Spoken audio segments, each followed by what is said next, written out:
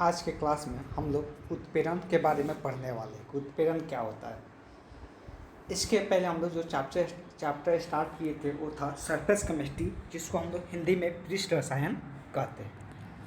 तो आज हम लोग समझेंगे कि उत्प्रेरण क्या होता है। तो हम लोग इसमें दो शब्द देखने को मिलेगा, बात को ध्यान में रखना है। इसमें दो शब्द देखने को मिलेगा, एक हम लोग को शब्द देखने को मिलेगा उत्प्रेरक, एक हम लोग को शब्द देखने को मिलेगा उत्प्रेरक और दूसरा शब्द हम लोग को देखने को मिलेगा उत्प्रेरण। दोनों में थोड़ा सा कहीं अंतर है। जो पदार्थ यूज किया जाता है उत्प्रेरण के लिए, उस पदार्थ को हम लोग उत्प्रेरक कहते हैं। उस पदार्थ को हम लोग क्या कहते हैं? उत्प्रेरक कहते हैं। जो प्रोसेस होता है उत्प्रेरण का, जो प्रोसेस होता है, जो घटना होता है, उसको हम लोग क्या कहते हैं? उत्प्रेरण कहते हैं। इसके लास्ट में क्या है? तो न है। इसके लास्ट में क्या है? न है। और इसके लास्ट में क्या है? क है। क जिसमें रहेगा उस पदार्थ को हम लोग उत्प्रेरक कहते हैं। जो प्रोसेस होता है, पूरा घटना जो होता है, जो उत्प्रेरक काम कराता है, तो जो काम कराता है उसको हम लोग क्या कहते हैं? उत्प्रेरण कहते हैं। इस बात को ध्यान में रखना है।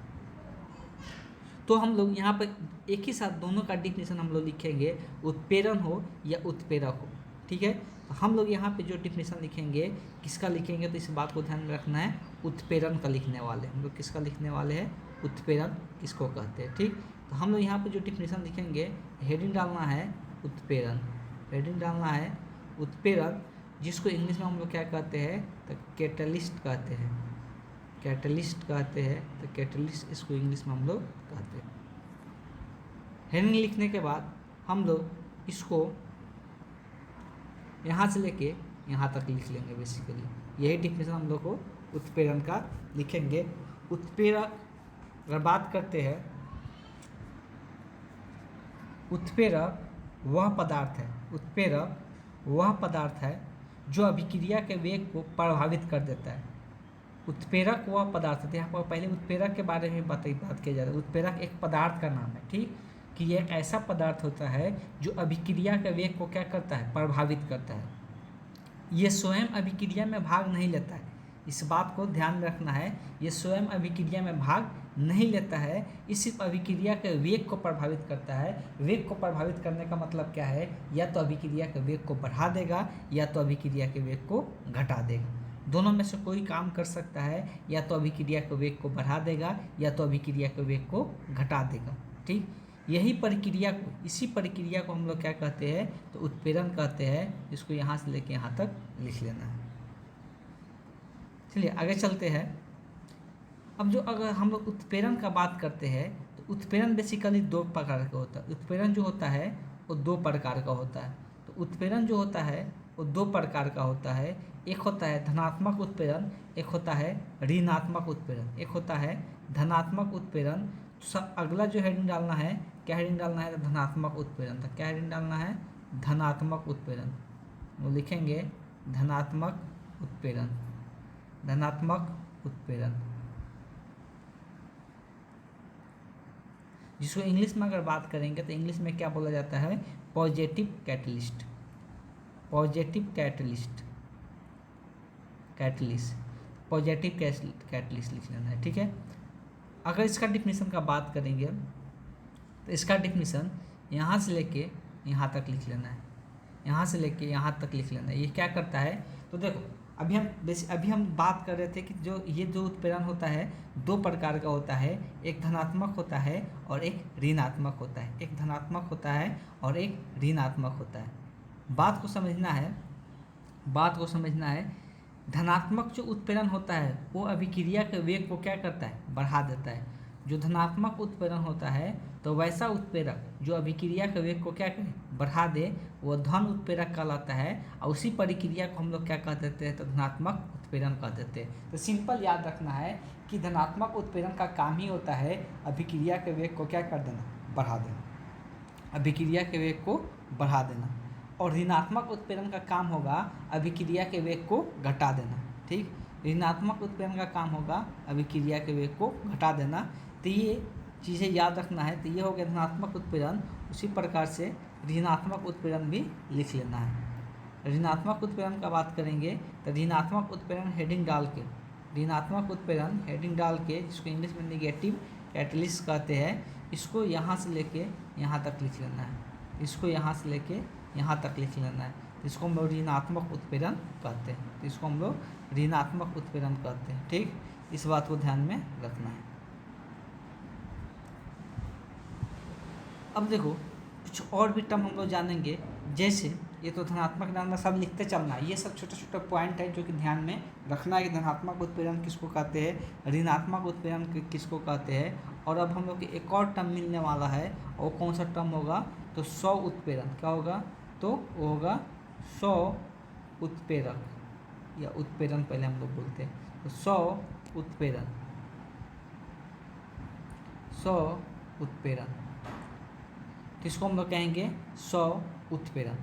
स्व उत्प्रेरण को हम इंग्लिश में अगर बात करेंगे तो इंग्लिश में क्या कहते हैं, तो स्व का स्वतः का मतलब ये होता है auto, auto catalyst, auto catalyst, तो ऑटो कैटलिस्ट हम लोग इसको कहते हैं इंग्लिश में।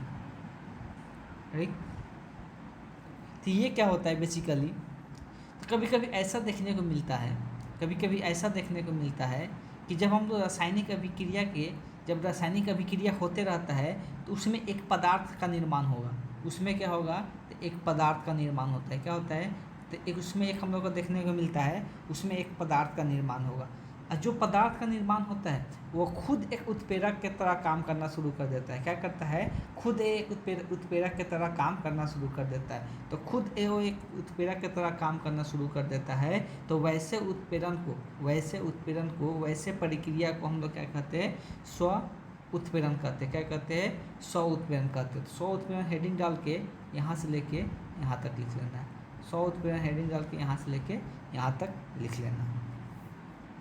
ठीक है, तो ये सब नोट डाउन करते चलना है। आगे हम लोग देखेंगे और भी है, तो इसमें हम लोग सब उत्प्रेरक के बारे में जानकारी हम लोग लेते चलेंगे, एक एक टर्म के बारे में कि किसको क्या कहा जाता है।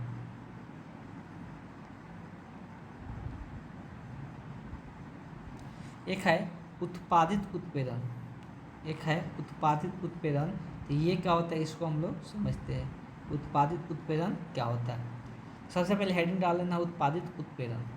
जब एक अभिक्रिया के प्रभाव से किसी दूसरे अभिक्रिया का वेग क्या हो जाता है, एक अभिक्रिया के प्रभाव से, मतलब एक अभिक्रिया हो रहा है और उसके प्रभाव से किसी दूसरे अभिक्रिया का वेग क्या हो जाएगा, बढ़ जाएगा। किसी दूसरे अभिक्रिया का वेग क्या हो जाएगा, बढ़ जाएगा। तो वैसे उत्प्रेरक को उत्पादित उत्प्रेरण कहते हैं। वैसे उत्प्रेरक या वैसे प्रक्रिया को, जब वैसा प्रक्रिया होता है तो उसको हम लोग उत्पादित उत्प्रेरण कहते हैं। यहाँ पर बेसिकली बात यही किया जा रहा है कि जब हम लोग क्या करते हैं, जब एक अभिक्रिया को कराते रहते हैं, उसके कारण किसी दूसरे अभिक्रिया का वेग क्या हो जाए, बढ़ जाए। किसी दूसरे अभिक्रिया का वेग क्या हो जाता है, बढ़ जाता है। तो वैसे उत्प्रेरक को हम लोग उत्पादित उत्प्रेरण कहते हैं। इसको हेडिंग डाल के यहाँ से लेके यहाँ तक लिख लेना है। ठीक है, एक शब्द सुनने को मिलेगा वर्धक। तो वर्धक क्या होता है उसके बारे में समझ लेते हैं। तो वर्धक क्या होता है उसको थोड़ा सा हम लोग समझ लेते हैं। इंग्लिश में इसको बोलते हैं हम लोग प्रोमोटर, प्रोमोटर इंग्लिश में हम लोग कहते हैं प्रोमोटर्स। तो कुछ ऐसे पदार्थ होते हैं जो स्वयं उत्प्रेरक तो नहीं होते, वो स्वयं उत्प्रेरक नहीं होते, किंतु उनकी उपस्थिति में किसी दूसरे उत्प्रेरक की क्रियाशीलता क्या हो जाती है, बढ़ जाती है। देखो कुछ ऐसे पदार्थ अभिक्रिया में मिला दिया जाता है जो कि वो तो उत्प्रेरक का काम नहीं करता है, लेकिन वो उसमें और कोई पदार्थ को क्या करता है, उत्प्रेरक की तरह काम कराना शुरू कर देता है। किसी दूसरे पदार्थ को उत्प्रेरण करना शुरू कर देता है, उसकी क्रियाशीलता को बढ़ा देता है कि वो एक उत्प्रेरक की तरह काम करना शुरू कर दे, वो एक उत्प्रेरक की तरह काम करना शुरू कर दे। जब हम लोग यहाँ पर बात कर रहे हैं, जब अभिक्रिया में कोई एक ऐसा पदार्थ डालेंगे जो कि इसका कोई काम नहीं, उत्प्रेरक का काम नहीं कर रहा है, लेकिन एक दूसरा पदार्थ उसी में होगा जो कि इसको क्या करेगा, एक्टिव कर देगा और ये उत्प्रेरक की तरह काम करना शुरू कर देगा, ये एक उत्प्रेरक की तरह काम करना शुरू कर देगा। तो उसी को हम लोग क्या कहते हैं, वर्धक कहते हैं। उसी को हम लोग क्या कहते हैं, वर्धक कहते हैं। ठीक, इसको वर्धक हेडिंग डाल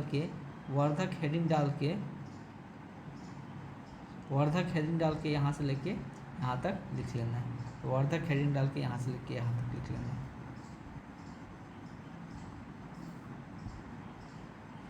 एक और शब्द यहाँ पे आएगा जिसको हम लोग कहते हैं उत्प्रेरक विष, जिसको हम लोग कहते हैं उत्प्रेरक विष। यहाँ पे देख सकते हैं उत्प्रेरक, जिसको कैटलिस्ट पॉइजन भी कहते हैं। विष का मतलब ही होता है जहर। ठीक, बहुत से ऐसे पदार्थ हैं जो उत्प्रेरक की क्रियाशीलता को नष्ट कर देते हैं। तो कुछ ऐसे भी पदार्थ होते हैं, कुछ ऐसे भी पदार्थ होते हैं जो उत्प्रेरक की क्रियाशीलता को क्या करते हैं, तो कुछ ऐसे भी पदार्थ होते हैं जो उत्प्रेरक की क्रियाशीलता को नष्ट कर देते हैं। कुछ ऐसे भी पदार्थ होते हैं जो उत्प्रेरक की क्रियाशीलता को नष्ट कर देते हैं। तो वैसे पदार्थ को जो उत्प्रेरक की क्रियाशीलता को नष्ट कर दे, तो वैसे पदार्थ को ही हम लोग क्या कहते हैं, उत्प्रेरक विष कहते हैं। इसको यहाँ से लेके यहाँ तक लिख लेना है। बात समझना है कि ये उत्प्रेरक की क्रियाशीलता को ही क्या करता है, नष्ट कर देता है। जो उत्प्रेरक है उसी को क्या करता है, ख़त्म कर देता है। तो ऑब्वियस है कि उसको ख़त्म कर दे रहा है, मार दे रहा है, मतलब ये विष की तरह, एक जहर की तरह काम कर रहा है। इसीलिए इसका नाम दिया गया उत्प्रेरक विष नाम दिया गया, इसीलिए इसका नाम दिया गया उत्प्रेरक विष।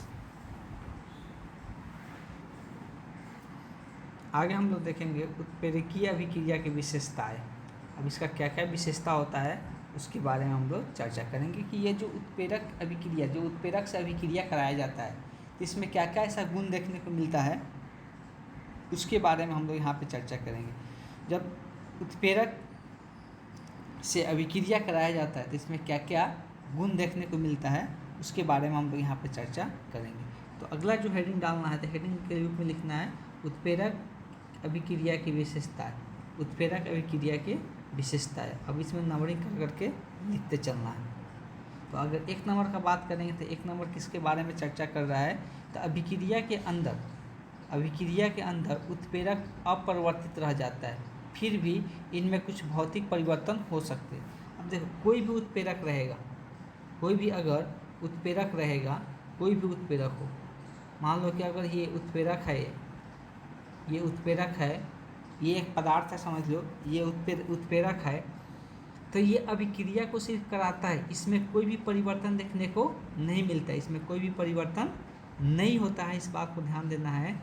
लेकिन हो सकता है कि इसमें भौतिक परिवर्तन कुछ हो जाए, रासायनिक परिवर्तन कुछ भी देखने को इसमें नहीं मिलेगा। भौतिक परिवर्तन मतलब हो सकता है टूट जाए या कुछ उसमें होल हो जाए, इस प्रकार का कुछ भी भौतिक परिवर्तन हो सकता है, लेकिन इसमें कोई रासायनिक परिवर्तन नहीं देखने को मिलता है। ये सिर्फ अभिक्रिया को कराता है और इसका कोई काम नहीं होता, या अभिक्रिया में भाग नहीं लेता है, इस बात को ध्यान रखना।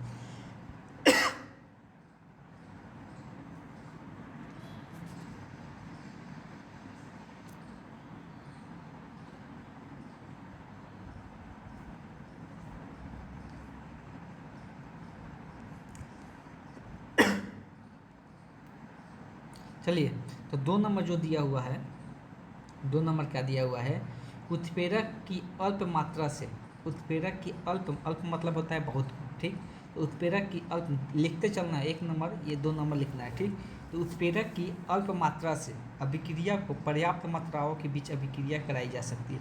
अब देखो अभिक्रिया कराने के लिए ऐसा जरूरी नहीं है कि उत्प्रेरक बहुत ज़्यादा मात्रा में अभिक्रिया में डालना पड़ता है, उसका थोड़ा सा मात्रा अगर ले लेते हैं, अगर उसका हम लोग थोड़ा सा मात्रा ले लेते हैं तो सारे अभिक्रिया को क्या कर सकता है, करा सकता है। इसलिए वो तो अभिक्रिया में भाग तो नहीं ले रहा है ना, वो तो ख़त्म नहीं हो रहा है ना, वो हमेशा अभिक्रिया में रह रहा है, ठीक, खाली अभिक्रिया कराने में सहायता करता है। तो थोड़ा सा भी मात्रा रहेगा फिर भी अभिक्रिया क्या करेगा, पूरा अभिक्रिया कंप्लीट वो करा देगा, इस बात को ध्यान में रखना है। चलिए 3 नंबर बात करते हैं। 3 नंबर क्या दिया हुआ है कि महीन चूर्ण की अवस्था में, अगर हम लोग महीन चूर्ण का बात करते हैं, महीन चूर्ण का मतलब क्या, बुकनी टाइप का, ज़्यादा टाइप का हम लोग बोल सकते हैं। तो महीन चूर्ण की अवस्था में उत्प्रेरक अधिक प्रभावकारी होता है। अगर कोई हम लोग उत्प्रेरक यूज कर रहे हैं, अगर कोई हम लोग उत्प्रेरक यूज कर रहे हैं, तो अगर कोई उत्प्रेरक यूज कर रहे हैं, आप कैसे यूज करें, उसको बुकनी कर दे, उसको क्या करें, छोटा छोटा सा कर दे, तब उसको अभिक्रिया में डाल दे, तब उसको क्या करे, अभिक्रिया में डाल दे, तो ज़्यादा प्रभावकारी देखने को मिलता है। ऐसे बिना बुकनी किए, बिना पीसे उसको अगर अभिक्रिया में डालेंगे तो कम प्रभावकारी होगा। लेकिन अगर उसको छोटे छोटे चूर्ण में बदल दे, चूर्ण मतलब होता ही है कि उसको पाउडर बना देना होता है, जब छोटे छोटे चूर्ण के रूप में बदल देंगे तब इसको अभिक्रिया में मिलाएंगे तो अभिक्रिया को ज़्यादा प्रभावकारी देखने को, वो अभिक्रिया को ज़्यादा प्रभावकारी बनाता है, ठीक। इस बात को ध्यान में रखना। नेक्स्ट अगर देखेंगे 4 नंबर में दिया हुआ है, कोई भी उत्प्रेरक, कोई भी अगर उत्प्रेरक का बात करेंगे किसी विशिष्ट अभिक्रिया के लिए इस्तेमाल होती है। अब देखो यहाँ पर एक इम्पॉर्टेंट पॉइंट है, हर एक उत्प्रेरक का, जो भी उत्प्रेरक होता है एक पदार्थ ही है ना, तो हर एक अभिक्रिया के लिए अलग अलग उत्प्रेरक की आवश्यकता पड़ता है ना। ऐसा नहीं होता है कोई एक ही अभिक्रिया कोई एक ही उत्प्रेरक सारा अभिक्रिया को करा दे, इस तरह से पॉसिबिलिटी नहीं होता है। कोई अभिक्रिया कराने के लिए हर एक अभिक्रिया के लिए अलग अलग उत्प्रेरक की आवश्यकता पड़ता है, हर एक अभिक्रिया कराने के लिए अलग अलग उत्प्रेरक की आवश्यकता पड़ता है, इस बात को ध्यान में रखना। चलिए नेक्स्ट पर चलते हैं। आगे बोला जा रहा है उत्प्रेरक अभिक्रिया के प्रारंभ नहीं करता, ऐसा नहीं होता कि उत्प्रेरक अभिक्रिया को शुरू करता है। अभिक्रिया तो जो पदार्थ मिलाता है तो अभिक्रिया शुरू हो ही जाता है, लेकिन वो अभिक्रिया हो सकता है स्लो हो रहा है, बहुत धीमा धीमा हो रहा है, तो हम लोग क्या कर सकते हैं, उसको फास्ट करने के लिए उसमें क्या कर दे, उत्प्रेरक मिला दे। इसलिए बोला जा रहा है कि उत्प्रेरक जो होता है वो अभिक्रिया को शुरुआत नहीं करता है, वो अभिक्रिया को शुरुआत नहीं करता, वो सिर्फ अभिक्रिया को क्या करता है, तेज कर देता है। अभिक्रिया तो जब भी दो पदार्थ को मिलाएंगे तो अभिक्रिया होना वहाँ पे शुरू हो जाएगा, उसमें कोई उत्प्रेरक की आवश्यकता नहीं पड़ता है। लेकिन अगर स्लो गति से अभिक्रिया हो रहा है तो उसको अगर तेज गति से कराना है तो उसमें हम लोग क्या करते हैं, उत्प्रेरक मिला देते हैं, तो ये अभिक्रिया के वेग को बढ़ा देता है, तो ये भी पॉइंट लिख लेना है। आगे अगर चर्चा करेंगे तो आगे है उत्प्रेरक अभिक्रिया के साम्य अवस्था में कोई परिवर्तन नहीं करता है, लेकिन उसका समय कम कर देता है। यहाँ पर डायग्राम देखेंगे तो अगर उत्प्रेरक नहीं मिलाए थे तो ये यहाँ तक जाके यहाँ पर मतलब समय इतना लग रहा था, लेकिन जैसे उसमें उत्प्रेरक मिला दिए देख सकते हैं कि ये समय क्या हो गया, कम लगना शुरू हो गया। तो ये समय कम लगना शुरू हो गया, तो ये क्या करता है, साम्य अवस्था के समय को कम कर देता है, साम्य अवस्था में कोई परिवर्तन नहीं करता है। ठीक, देख सकते हैं साम्य अवस्था का लाइन जो पहले था वही अभी भी है, लेकिन समय में क्या हो जाता है, कमी हो जाता है, समय में क्या हो जाता है, कमी हो जाता है। तो उत्प्रेरक मिलाने से समय में कमी देखने को मिलता है, ये भी पॉइंट लिख लेना है।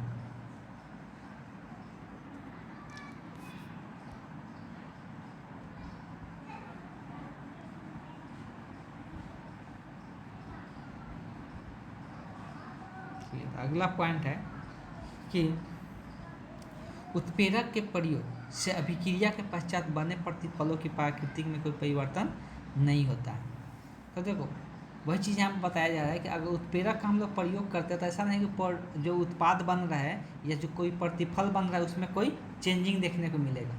प्रतिफल पहले जैसा बनता था वैसे ही बनेगा, तो प्रतिफल में कोई परिवर्तन देखने को नहीं मिलता है उत्प्रेरक के यूज करने से। ठीक, उत्प्रेरक सिर्फ अभिक्रिया का वेग को बढ़ा देता है, ऐसा कभी नहीं करेगा उसके प्रतिफल में भी परिवर्तन कर दे। ठीक, प्रतिफल जैसा पहले बनता था सेम वैसे ही बनेगा, तो इसको भी लिख लेना है।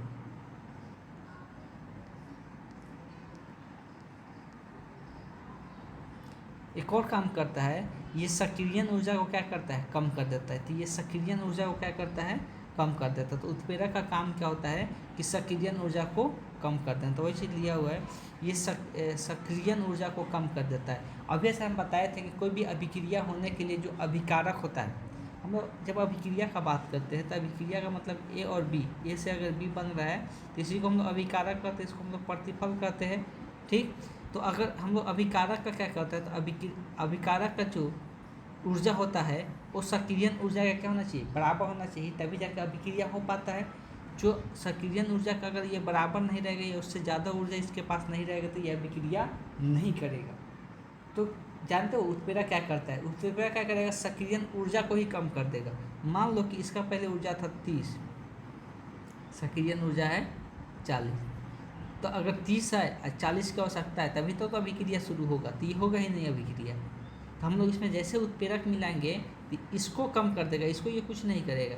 ये 40 है तो इसको 25 कर देगा, तो 25 जूल ऊर्जा इसका कर देगा, तब ये ऑटोमेटिक क्या हो जाएगा, अभिक्रिया होना शुरू हो जाएगा। तो इसीलिए यहाँ पर बोला जा रहा है कि ये सक्रियण ऊर्जा को क्या करता है, कम कर देता है, किंतु अभिक्रिया के ऊष्मा में कोई परिवर्तन इसमें नहीं होता है, अभिक्रिया के ऊष्मा में कोई परिवर्तन नहीं होता है। अब उत्प्रेरकों का वर्गीकरण किया गया है, तो उत्प्रेरक को दो हिस्सों में बांटा गया है। लिखना है उत्प्रेरक का वर्गीकरण, अगला हेडिंग लिखना है उत्प्रेरक का वर्गीकरण, क्लासिफिकेशन ऑफ कैटलिस्ट। ठीक, तो इसको दो हिस्सा में बांटा गया है। उत्प्रेरक का वर्गीकरण लिख के दो को नाम लिखना है, एक को बोलते हैं समान उत्प्रेरक, इसको इंग्लिश में हम लोग कहते हैं होमोजेनियस, और एक होता है विषमांग उत्प्रेरक, जिसको इंग्लिश में हम लोग कहते हैं हेट्रोजेनियस पैकेज। ठीक, तो ये दोनों शब्द ध्यान में रखना है। अब देख लेते हैं समान उत्प्रेरक का हेडिंग डालना है। अब एक नंबर दे के समान उत्प्रेरक का हेडिंग डालना है। समान उत्प्रेरक का मतलब क्या होता है, तो तीन चीज़ें यहाँ पर देखो, अभिक्रिया में तीन चीज़ें अब यहाँ पर हो रहा है। क्या क्या, तो एक हो रहा है उत्प्रेरक, एक क्या हो रहा है उत्प्रेरक हम लोग दे रहे हैं। दूसरा अभिक्रिया में क्या होता है, तो अभिकारक होता है। क्या होता है, तो अभिकारक होता है। तीसरा अगर बात करेंगे तो तीसरा क्या बनता है, तब प्रतिफल बनता है, उत्पाद बनता है, जिसको उत्पाद भी हम लोग कहते हैं। तीसरा क्या होता है, तब प्रतिफल होता है। ठीक, ये तीनों के तीनों एक ही अवस्था में होना चाहिए। तीनों का भौतिक अवस्था क्या होना चाहिए, एक ही होना चाहिए। किस लिए, तो समान उत्प्रेरक के लिए।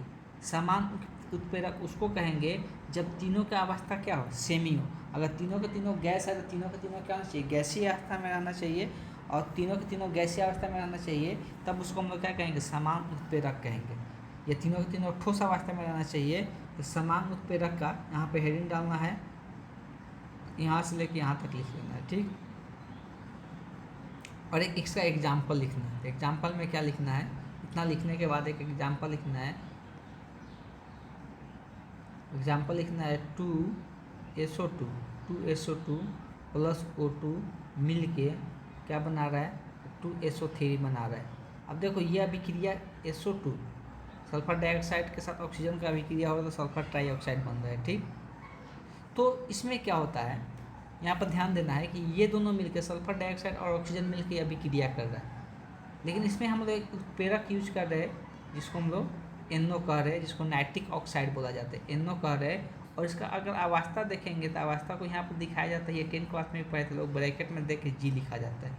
सेम वैसे ही यहाँ पे जो उत्प्रेरक, यहाँ पे जो अभिकारक है ये भी क्या है, G है, मतलब गैसीय अवस्था। ये भी क्या है, गैसीय अवस्था है। और ये भी क्या बन रहा है, गैसीय अवस्था में ही बन रहा है। तो ऐसे दिखा लेना है एग्जाम्पल में, इसलिए कि ये तीनों की तीनों अवस्था क्या है। देखो यहाँ पर ये दोनों क्या है, अभिकारक है। यहाँ पर ये दोनों क्या है, ये दोनों यहाँ पे अभिकारक है। ये क्या है, ये तो हम लोग का उत्प्रेरक हो गया, और ये क्या हो गया, प्रतिफल हो गया। तो ये तीनों के तीनों के किस अवस्था में है, तो गैसीय अवस्था में है। तो ऐसे उत्प्रेरक को, ऐसे यहाँ पे जो उत्प्रेरक यूज हुआ, ऐसे उत्प्रेरक को हम लोग यहाँ पर क्या कहेंगे, तो ऐसे उत्प्रेरक को हम लोग समान उत्प्रेरक कहेंगे। तो ऐसे उत्प्रेरक को हम लोग यहाँ पे समान उत्प्रेरक कहेंगे। ठीक, आगे चलते हैं। एग्जाम्पल दिखा देना है जो हम दिखाए। अब हम लोग बात करेंगे विषमांग उत्प्रेरक। तो जैसे इसका उल्टा होगा, इसमें तीनों का अवस्था सेम नहीं रहेगा, तीनों क्या रहेगा, अलग अलग अवस्था में रहेगा। ठीक, मतलब बोल सकते हैं जो उत्प्रेरक होगा वो अभिकारक और प्रतिफल से क्या होगा, अलग होगा। वो जो उत्प्रेरक होगा वो अभिकारक और प्रतिफल से क्या होगा, अलग अवस्था में देखने को मिलेगा। तो अगर यहाँ से इसको लिखना है तो यहाँ से इसका हेडिंग डाल के 2 नंबर देख के पूरा यहाँ से लेके यहाँ तक लिख लेना है। एग्जाम्पल का बात करेंगे तो एग्जाम्पल हम लोग यही लिख सकते हैं, क्या लिख सकते हैं, N2 ये किस अवस्था में है, तो गैसीय अवस्था में है। 3H2 ये भी किस अवस्था में है, गैसीय अवस्था में। लेकिन यहाँ पर हम लोग उत्प्रेरक का यूज करेंगे Fe आयरन, जो किस अवस्था में होता है, तो ठोस अवस्था में होता है। किस अवस्था में, और ठोस को हम लोग S से दिखाते हैं तो इसका आगे S हम लोग दिखा देंगे। अब बन क्या रहा है, तो 2NH3, और 2NH3 किस अवस्था में बन रहा है, ये गैसीय अवस्था में है। यहाँ देख सकते हैं जो उत्प्रेरक है वो ठोस अवस्था में, लेकिन यहाँ पर अभिकारक और प्रतिफल जो है वो किस अवस्था में है, अभिकारक और प्रतिफल जो है वो गैसीय अवस्था में है। इसको यहाँ पे नोट डाउन कर लेना है। ठीक, इस एग्जाम्पल को लिख लेना है। चलिए और आगे देखते हैं। अभी उत्प्रेरक का सिद्धांत दिया हुआ है, उत्प्रेरक काम कैसे करता है, उत्प्रेरक काम कैसे करता है, तो इसका 2 सिद्धांत है। इसका 2 सिद्धांत दिया जाता है कि ये काम कैसे करता है। तो बेसिकली ये जो काम करता है, उत्प्रेरण का सिद्धांत जो होता है वो मध्यवर्ती एक यौगिक का निर्माण करता है, और दूसरा अधिशोषण सिद्धांत का उपयोग करता है। पहला मध्यवर्ती यौगिक का निर्माण करता है, दूसरा अधिशोषण सिद्धांत का यूज करता है। अधिशोषण सिद्धांत का यूज करता है। ये 2 सिद्धांतों पर काम करता है। उत्प्रेरण जो होता है वो 2 सिद्धांतों पर काम करता है।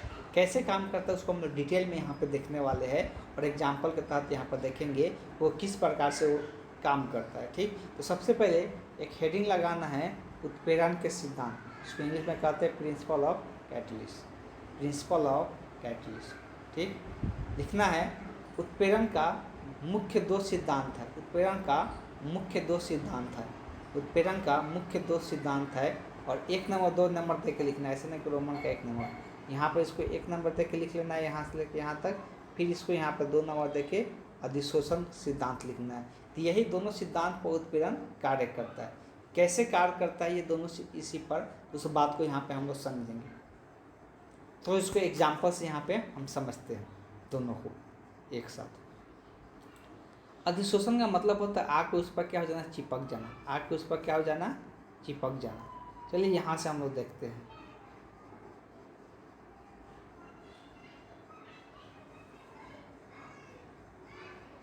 यहाँ पे इस एग्जाम्पल को लेंगे, ऐसे समझना है। यहाँ पर देख सकते हैं कि ये जो है यहाँ पे ये जो पदार्थ दिखाया गया है ये पूरा का पूरा, इसको हम लोग क्या कह रहे हैं, इसी को हम लोग उत्प्रेरक कर रहे हैं, इसी को हम लोग क्या कर रहे हैं, उत्प्रेरक कर रहे हैं। चलो यहाँ लिखा नहीं है, यहाँ लिखा भी है नीचे में, यहाँ पर देख सकते हैं। इसको हम लोग क्या कर रहे हैं, यहाँ पर नहीं लिखा है तो यहाँ पर लिख सकते हैं, इसको हम लोग क्या कर रहे हैं, उत्प्रेरक कर रहे हैं। क्या कर रहे हैं, उत्प्रेरक कर रहे हैं। इसको हम लोग यहाँ पे उत्प्रेरक कहेंगे। और यहाँ पे देख सकते हैं x + y क्या है, अभिकारक के अणु है। x और y दोनों दो पदार्थ है, दोनों अलग अलग है, एक का नाम दिया गया है x और एक का नाम दिया गया है y, और यहाँ पर साथ में उत्प्रेरक को मिला दिया गया है। उत्प्रेरक में क्या देखने को मिलता है कि इसका कुछ मुक्त संयोजकता रहता है, मतलब वो किसी के साथ यहाँ पर जुड़ सकते हैं। यहाँ पर देख सकते हैं इसका मुक्त संयोजकता होता है, और ये किसी के साथ एक जगह से क्या हो सकता है, जुड़ सकता था। ऐसा एक उत्प्रेरक का इस्तेमाल किया है जिसमें मुक्त संयोजकता देखने को मिलता है। तो देखो अगर ऐसे x y को जोड़ छोड़ दिया जाए तो ये आपस में जल्दी मिलेगा नहीं, आपस में जल्दी ये जुड़ेगा नहीं, इस बात को ध्यान में रखिए। लेकिन जैसे उत्प्रेरक है तो उस उत्प्रेरक में जो मुक्त संयोजकता अवस्था होता है, ये x और y जाकर क्या होता है, एक दूसरे के यहाँ पर आमने सामने यहाँ पर क्या हो गया, चिपक गया। अब चिपकने से क्या हो जाता है कि एक दूसरे के क्या हो जाता है, थोड़ा पास आ जाता है, एक दूसरे के थोड़ा पास आ जाता है। तो पास आने के कारण ये क्या करने लगता है, तो पास आने के कारण एक पार्शियली बॉन्ड का निर्माण करना शुरू कर देता है। क्या करता है, देख सकते हैं x और y में एक पार्शियली बॉन्ड का निर्माण होना शुरू हो गया। इसके बाद इसमें अपघटन की क्रिया होता है। क्या होता है, इसके बाद इसमें अपघटन की क्रिया होता है। यहाँ पर देख सकते हैं कि अब यहाँ से ये क्या होता है, उत्प्रेरक इससे ये मध्यवर्ती यही बना है। यहाँ पर सब चीज़ इंडिकेट करते चलना है, मध्यवर्ती यहाँ पर यही बना है। अगर यहाँ पर ध्यान देंगे, थोड़ा सा वेट करिए, ठीक, तो यहाँ पर ध्यान देख सकते हैं कि यही मध्यवर्ती बना है। ये पूरी तरह से भी x y का निर्माण नहीं हुआ, दोनों आपस में जुड़ा नहीं है, लेकिन इसका अपघटन कराते ही क्या होता है, फिर से उत्प्रेरक जो होता है अलग हो जाता है। उत्प्रेरक का काम था सिर्फ अभिक्रिया को करा देना, और x y का होता है आपस में जुड़ जाता है, तो यहाँ से ये प्रतिफल का निर्माण हो गया और यहाँ पर ये मध्यवर्ती का निर्माण हुआ। तो ये पूरा प्रोसेस ये चलता है। जब अधिशोषण का घटना कहाँ पे होता है, इसके सतह पर। यहाँ पर x और y क्या था, यहाँ पर x और y आकर यहाँ पर क्या हो गया, चिपक गया, मतलब इसके सतह पर आकर चिपक गया। तो यहाँ पर कौन सा घटना हुआ, कौन सा सिद्धांत काम किया, तो अधिशोषण का सिद्धांत काम किया। कौन सा सिद्धांत काम किया, अधिशोषण का सिद्धांत काम किया। और यहाँ पर पार्शियली जुड़ा हुआ है, इसी को हम लोग क्या कहते हैं, ये मध्यवर्ती सिद्धांत पर काम किया। ये मध्यवर्ती एक यौगिक का निर्माण कर दिया। इसी का अपघटन यहाँ पर कर देते हैं तो एक्स वाई का निर्माण हो जाता है। ये माइनस साइन नहीं है, ये दोनों के बीच का बॉन्ड को दिखाया जा रहा है, ठीक, कि एक्स और वाई आपस में क्या हो जाता है, जुड़ जाता है, एक्स और वाई। तो यही यहाँ पर एग्जाम्पल को दिखा लेंगे, ये पूरा यहाँ पर लिखते हुए दिखाना है। चलिए आगे चलते हैं।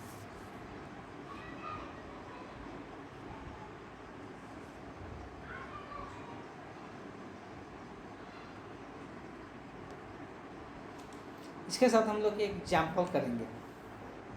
इस एग्जाम्पल को लिखना है, पहले इस एग्जाम्पल को लिखना है। एग्जाम्पल देखिए, निकेल की उपस्थिति में एथीन का हाइड्रोजनीकरण। निकेल की उपस्थिति में एथीन का हाइड्रोजनीकरण। तो बेसिकली अगर बात करेंगे तो एथीन का स्ट्रक्चर कैसा होता है, तो एथीन का स्ट्रक्चर कैसा होता है, ये केमिस्ट्री में भी पढ़े हो गए लोग। सी डबल बॉन्ड ओ होता है, इससे क्या होता है, 4 हाइड्रोजन जुड़ा रहता है, इस पर 2 रहेगा और इस पर 2 रहेगा। यही हम लोग का एथीन है। और एथीन का अभिक्रिया हाइड्रोजन गैस के साथ कराया जाता है, जिसके बीच का बॉन्ड टूट के 2 जगह हाइड्रोजन यहाँ पे जुड़ जाते हैं। यहाँ पर 2 हाइड्रोजन एक्स्ट्रा देखने को मिल रहा है। यहाँ पर कितना जुड़ा हुआ था हाइड्रोजन, 2 और इधर 2। अब यहाँ पर कितना जुड़ा हुआ है, 3 और 3, मतलब एक इधर जुड़ जाता है और एक इधर जुड़ जाता है। तो ये जो अभिक्रिया होता है ये एक उत्प्रेरक की उपस्थिति में होता है। और कौन सा उत्प्रेरक यूज किया जाता है, Na निकल का प्रयोग किया जाता है। कौन सा उत्प्रेरक, निकल का प्रयोग यहाँ पे किया जाता है। तो उत्प्रेरक के रूप में निकल का प्रयोग यहाँ पर देखने को मिलता है। तो यहाँ पर कैसे प्रोसेस होता था, पहले ये लिख लिए है लोग, जो हेडिंग यहाँ पर बोले एग्जाम्पल देके। अभी जो प्रोसेस दिखाना है यहाँ से दिखाना है। यहाँ देख सकते हैं सबसे पहले निकल के सतह पर अधिशोषण की घटना होता है। सबसे पहले निकल की सतह पर, सबसे पहले यहाँ पे निकल की सतह पर अधिशोषण का घटना होता है। यहाँ पर देख सकते हैं कि यहाँ पर अधिशोषण की घटना हुआ। निकल की सतह पर अधिशोषण का घटना सबसे पहले क्या होता है, अधिशोषण का घटना होता है। तो यहाँ पर निकल के सतह पर हाइड्रोजन बॉन्ड क्या हो गया, 2 हाइड्रोजन जो था ऐसे ही जुड़ा हुआ रहता है ना। तो ये दोनों के दोनों आकर निकल की सतह पर जुड़ गया। दोनों के दोनों क्या हो गया, निकल के सतह पर जुड़ गया। और ये इसका बॉन्ड जो ओरिजिनल था वो पार्शियली हो चुका है। यहाँ पर देख सकते हैं ये पार्शियली हो चुका है। और धीरे धीरे निकल के सतह पर जुड़ने के कारण ये अपना बॉन्ड यहाँ से क्या कर लिया, तोड़ लिया। अपना बॉन्ड यहाँ से क्या कर दिया, तोड़ लिया। जैसे ये दोनों का बॉन्ड टूट जाता है, जैसे ये दोनों का बॉन्ड टूट जाता है, तब ये क्या करता है, यहाँ से देख सकते हैं कि जैसे ये बॉन्ड टूटा, उसी तरह से जैसे ये बॉन्ड टूटा वो अब किसके सतह पर आकर जुड़ना शुरू कर देता है, निकल। यहाँ सॉरी कि यहाँ पर स्टेप छूट रहा था। यहाँ देख सकते हैं कि निकल जो है, अब निकल क्या कर रहा है, तो निकल के साथ जब हाइड्रोजन यहाँ बॉन्ड तोड़ दिया, यहाँ से ये बॉन्ड नहीं दिखाना, ये टूट गया। ठीक, यहाँ से ये बॉन्ड टूट गया, इसको नहीं दिखाना है, ध्यान में रखना है कि इसको नहीं दिखाना। और यहाँ से ये पार्शियली क्या होने लगा, तो ये कार्बन के साथ जुड़ना शुरू कर दिया। तो यहाँ पर ये कार्बन के साथ जुड़ना शुरू कर दिया और इसका जो कार्बन का डबल बॉन्ड था ये धीरे धीरे टूटना शुरू हो गया। तो कार्बन के यहाँ डबल बॉन्ड टूट गया और हाइड्रोजन इसके साथ क्या हो गया, जुड़ गया। और निकल का काम था सिर्फ हाइड्रोजन को यहाँ पर जोड़ देना और फिर से ये निकल क्या हो गया, ये उत्प्रेरक था, तो ये फिर से अभिक्रिया से अलग हो गया। तो ये अभिक्रिया में कहीं पर भी भाग नहीं लिया और यहाँ पे एथेन का निर्माण हो गया। तो एथेन से किसका, तो एथेन का यहाँ पर निर्माण देखने को मिल गया। इस प्रकार से उत्प्रेरक कार्य करता है। एक होता है क्रियाशील केंद्र। क्रियाशील केंद्र का मतलब क्या होता है उसको थोड़ा सा समझ लेते हैं। बेसिकली होता क्या है, जो उत्प्रेरक होता है ना, बस यहाँ पर और समझाते हैं डिटेल में। जो उत्प्रेरक होता है, अगर उत्प्रेरक का हम लोग बात करते हैं तो मान लो कि एक उत्प्रेरक है। अब इसका जो उत्प्रेरक होता है इसके हर एक सतह क्रियाशील नहीं होता है। कहने का मतलब कि हो सकता है कि यहाँ पे ज़्यादा क्रियाशील है, यहाँ पे ज़्यादा क्रियाशील है, यहाँ पे ज़्यादा क्रियाशील है ये सतह, और ये सब सतह ज़्यादा क्रियाशील नहीं है। मान लो कि ये सब सतह ज़्यादा क्रियाशील इसका नहीं है। तो जो उत्प्रेरक होता है उसका हर एक सतह क्रियाशील नहीं होता है। हर एक जगह आकर कोई पदार्थ नहीं उसका अवशोषित हो जाएगा, नहीं आकर चिपक जाएगा। तो कोई कोई सतह पर क्या होता है, आकर चिपक जाता है। जिस सतह पर ज़्यादा क्रियाशील होता है उसी को क्या कहते हैं, क्रियाशील केंद्रक कहते हैं। तो उसी को क्या कहते हैं हम लोग, क्रियाशील केंद्रक कहते हैं। तो उसी को हम लोग क्रियाशील केंद्रक कहते हैं। अगला हेडिंग डालना है क्रियाशील केंद्रक। तो लिखना है, इसमें हम लिखवा रहे हैं, ठीक है, इसको लिखना है हेडिंग डाल के। अभिक्रिया उत्प्रेरक के जिस सतह पर सतह के जिस केंद्र पर, सॉरी एक मिनट रुक दे।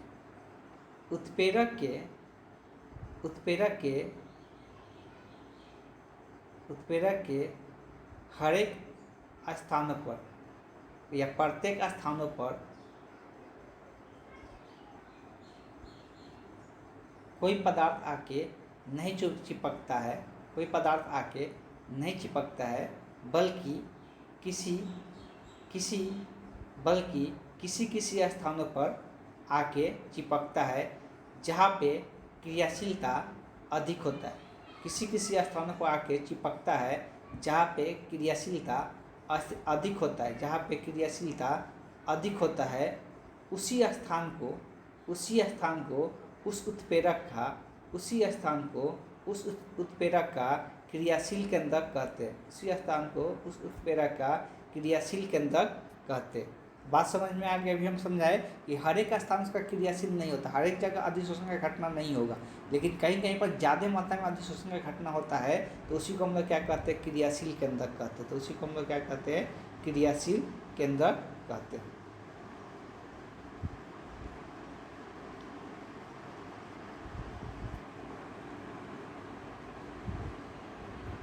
चलिए, तो आज की क्लास में हम लोग इतना ही रहने देते हैं। नेक्स्ट क्लास में इसके आगे हम लोग पढ़ेंगे, इसलिए कि ये थ्योरी बेस्ड चीज़ है। थ्योरी बेस्ड चीज़ें पढ़ने में क्या होता है कि अगर एक साथ बहुत ज़्यादा बता देंगे तो लिखने में भी प्रॉब्लम होगा, इसलिए हम लोग इसको थोड़ा सा कम कम पढ़ कर इस चैप्टर को कंप्लीट करेंगे। चलिए, तो आज के लिए क्लास को यहीं पर एंड करते हैं।